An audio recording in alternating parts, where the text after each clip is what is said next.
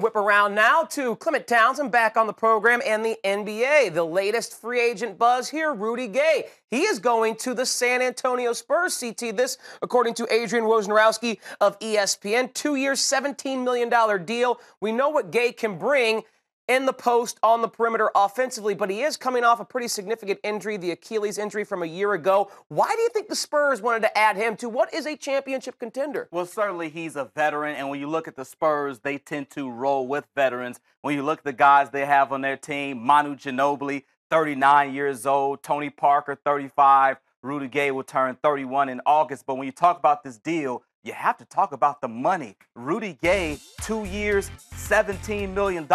He opted out of the final year of his deal in Sacramento that would have paid him 14. So if he would have stayed in Sacramento, 1 year, 14 goes to the Spurs, 2 years, 17. So certainly took a big pay decrease. But if you're in Sacramento, you don't have a chance to win an NBA title. And when you look at the San Antonio Spurs, they need more scoring. Obviously, when they lost Kawhi Leonard in that series with the Golden State Warriors, you were looking for a lot of scoring from LaMarcus Aldridge, and you couldn't count on him. He didn't deliver consistently.